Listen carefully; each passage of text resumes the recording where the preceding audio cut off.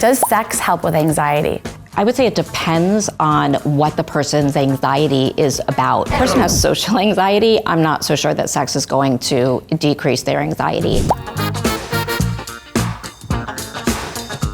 I'm Suri, a therapist and owner of Hearts and Minds Psychotherapy Group in Los Angeles. I'm Hilary Curwen. I'm a licensed marriage and family therapist in Los Angeles. Today I'm answering the most Googled questions about anxiety. What is anxiety? Anxiety is essentially the body's way of preparing us for a threat. So it's part of the threat protection system that we have. What causes anxiety? Anxiety can be based on environment, can be trauma, can be situational. Fear of being judged is a really big one. And a lot of folks have anxiety around things that they feel in their body. So my stomach's feeling kind of funny. Does that mean I have stomach cancer? I have a headache? Does it mean something is wrong with me? So sensations that go on in the body can provoke anxiety in a lot of people. Why do I feel anxious for no reason? Because we never feel anxiety for no reason. There is always a reason for an anxiety response. It may be a subconscious reason. It may be something that you're not yet aware of. Could be you're responding to a thought that you're having or a prediction that you're making. So maybe you won't be doing anything, and all of a sudden you'll feel this anxiety come on. You'll feel it in your stomach. It's the body's warning system, danger, even though you are not actually in danger. The nervous system has learned this is what happens in my body when I feel this way. Is anxiety genetic? Remember that anxiety is an emotion. In a way, it's genetic, but not in the way that you mean the question. Just because our parent had a ton of anxiety doesn't necessarily mean we are going to have that same amount. Our nervous system might just be more sensitive to it. It's genetic in the sense that programmed into our genes is the ability to feel anxious. Anxiety as an emotion is part of our genetic makeup. What does a panic attack feel like? Difficulty breathing, very shallow breathing, tightness in your chest, lightheadedness, feeling faint, nausea, and a sense of derealization or depersonalization, like I'm here, but I'm not really here. It's not a good feeling. What's the difference between anxiety attacks and panic attacks? Anxiety attacks can be a lot slower, more of a buildup, whereas a panic attack comes on fast and doesn't stay for that long. Whereas anxiety attacks, something often triggers it, and you could often feel it for days or hours, which is different than a panic attack. What is the difference between anxiety and an anxiety disorder? This is such a great question. So anxiety is something we all have. Humans have anxiety. We need it. It helps us, stay away from danger. But an anxiety disorder we have impair our functioning. When anxiety starts to keep people from doing the things that they want to do, that's when it becomes the disorder. Does medication help anxiety? Medication does help anxiety. SSRIs, SNRIs, anti-anxiety medication is extremely effective. And so when it's necessary, I'm a big fan.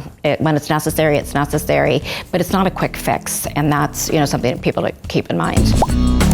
What triggers anxiety the most? Stress. Anxiety is uncertainty. There is a perceived experience of danger or stress that shows up in the body. As humans, we really like to know what is going to happen next. That's the way that we feel safest. It's the way we are safest, honestly. And so when we experience uncertainty about anything, where am I going next? What is it going to be like? Are people going to like me? That's when anxiety gets triggered. I would say uncertainty or loss of control are probably the number one triggers for anxiety. Does caffeine make anxiety worse? Caffeine makes anxiety worse. When you think about what caffeine does, it's a stimulant, which means it's designed to activate, wake us up. We feel a buzz. You can feel a little jittery. And that's very similar to what the limbic system does when it perceives that we're in a state of danger. Is there something wrong with you if you have anxiety? There is nothing wrong with you if you have anxiety. Everyone has anxiety. There's nothing wrong with you if you feel anxious. It is a human emotion. It is a normal human emotion. If I had a magic button right here and I said, you press this button, you will never experience anxiety ever again for the rest of your life, but you can't go back the other way. Would you press the button? And usually they're like, yes. And I'm like, wait, stop for a second. Just think about that. You'd imagine, what would your life be like with zero anxiety? You do not have the ability to feel anxious at all.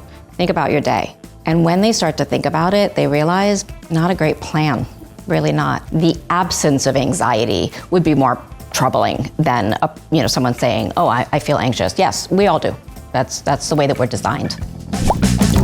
Is anxiety the same as worrying too much? Worrying is all thoughts, right? So anxiety is not the same as worrying too much because that is just happening up here. Anxiety is happening physiologically. It's happening in our nervous system.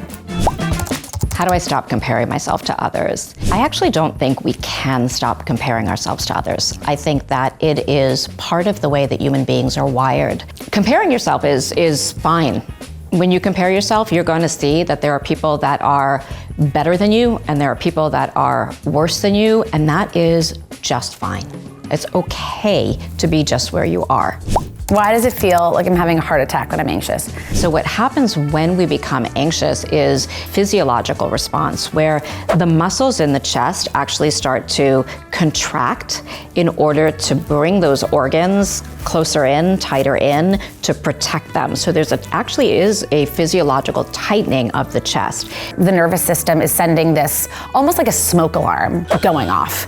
That of like, something is happening, the body has to get ready prepare for danger. We perceive that as I can't breathe. And you've got this wash, rinse, repeat cycle of a physiological response, which triggers those cognitive worries, which then increases the physiological response, which then increases those cognitive worries, and it will just keep escalating.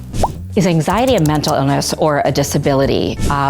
Anxiety is an emotion, it's a natural human emotion. Anxiety can cause a person to be disabled, so somebody can be disabled by virtue of the fact that they have debilitating anxiety. Anxiety itself is not a disorder and it's not a disability, although it could cause a disorder, become a disorder, and it could contribute to a disability. Does sex help with anxiety?